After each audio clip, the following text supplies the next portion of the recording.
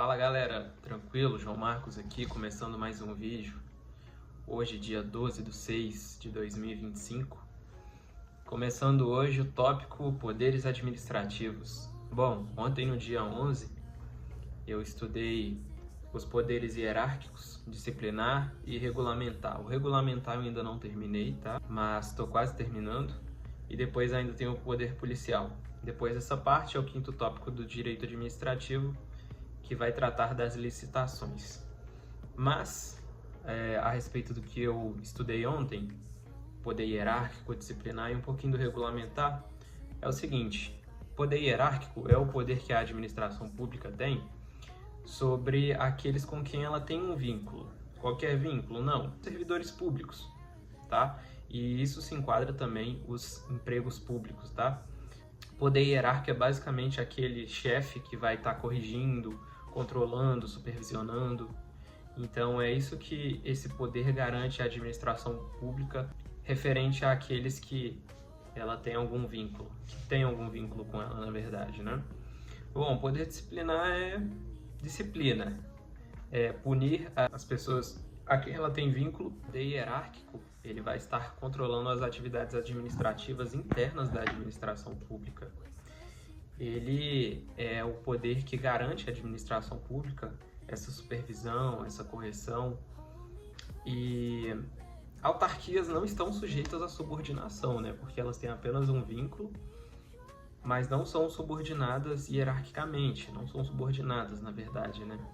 E nem as pessoas comuns, eu, você, a gente que não é servidor público, a gente não tem subordinação à administração pública. Isso vai acontecer só no poder policial, né, da administração pública. O segundo, que é o poder disciplinar, que é o quê? Disciplina, é a administração pública punindo os servidores públicos e aqueles com que ela tem um vínculo jurídico específico. Então, o poder punitivo é basicamente esse, que ela vai estar punindo através de multa, de acordo com os atos que ela determinar que são cabíveis, né? E tem o poder regulamentar. O regulamentar aí é executivo, né? Então, o presidente, ele tem algumas atividades que são privativas a ele. Somente o presidente pode fazer. Uma delas é esse decreto. O decreto é o quê? Explicar as leis. A Constituição Federal, dentro de uma pirâmide, ela vem em primeiro lugar. Depois as leis. As leis, elas também têm um ato primário. E o que são os decretos? Os atos secundários, os atos que vêm regulamentados, né? Primeiro surge um regulamento feito por um corpo técnico. E aí o presidente analisa e faz um decreto para estar explicando uma determinada lei. Ele não vai estar complementando a lei, ele não vai estar adicionando ou retirando atos referentes àquela lei, ele vai estar apenas explicando aquela lei. Nem todas, tá? Não é sempre que uma lei precisa de um decreto, mas algumas sim. Existem os decretos anônimos também. O que são os decretos anônimos? Mesma coisa do decreto. Porém, ele é um ato primário e ele é tido como lei. Então, no artigo 84, no inciso 6º, na linha A e B, vai estar falando algumas coisas que são, por exemplo, um decreto autônomo. Então, o presidente pode excluir cargos públicos que estão vagos.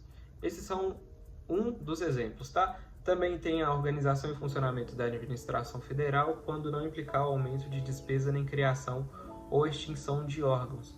Então, ele pode estar fazendo um decreto sobre essa organização e funcionamento da administração federal, tá? Eu ainda vou estudar hoje o restante do poder regulamentar e o poder policial, tá? Mais tarde eu volto aqui com vocês. Voltando aqui, já terminei de estudar o poder policial que são atividades estatais que limitam os direitos individuais em prol dos direitos coletivos, né? Então, a área de atuação do poder policial preventiva e repressiva. Então, na área de atuação preventiva, os órgãos vão estar fazendo o quê? Eles vão estar criando meios de fazer com que um indivíduo não cometa uma ação antissocial. E de forma repressiva, quando esse indivíduo já cometeu a ação e agora ele precisa ser punido, né?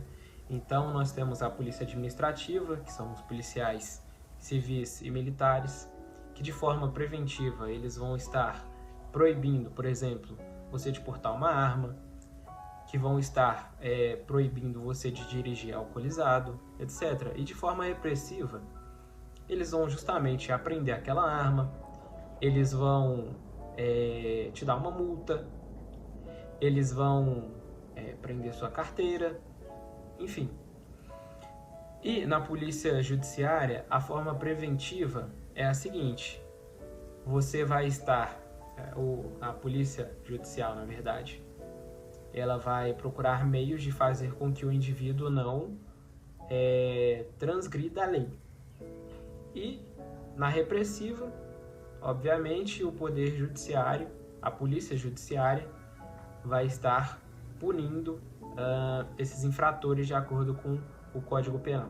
Bom, tem dois meios de fazer esses atos. Ato normativo, que no caso é a criação de leis que limitam de forma administrativa os direitos individuais, criando normas gerais e abstratas para as pessoas no geral e disciplinando as leis em casos concretos, tá? E segunda forma de atuação é pelo ato administrativo. Ato administrativo que segue aquela mesma tabelinha do que a gente já estudou, do que eu já estudei, na verdade, né, no ato administrativo, que é o famoso COFINFOMOB, só que não tem só o COFINFOMOB nesses poderes administrativos. Além do COFINFOMOB, ainda tem a proporcionalidade, discricionariedade, necessidade e eficácia, cada uma com suas atribuições, né? Então, agir de forma proporcional, de forma eficaz. Nos atos administrativos, a medida preventiva é condicionar as pessoas a estarem seguindo a lei. Então, eles fazem isso como? Através de fiscalização, de ordem, de vistoria, de autorização, etc.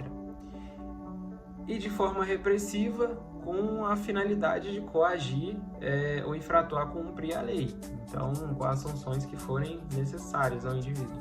Os atributos da polícia, do poder policial, na verdade, são aqueles também já estudados nos atos administrativos. Vinculado, vincularidade, discricionariedade, autoexecutoriedade. E tem dois aqui ainda que eu não havia visto, que é a coercibilidade e a indelegabilidade. Que é a indelegabilidade, né? Você não delegar um ato que é típico do Estado, então você não pode, por exemplo, usar uma pessoa individual para fazer algo que é típico do Estado numa repressão, por exemplo, prender alguém que nem está em cargo público, que é revestido, né, de autoridade para estar fazendo esse ato. E a coercibilidade, que trata de uma imposição coativa das medidas adotadas pela administração. Ou seja, impor de forma a coagir as medidas adotadas pela administração.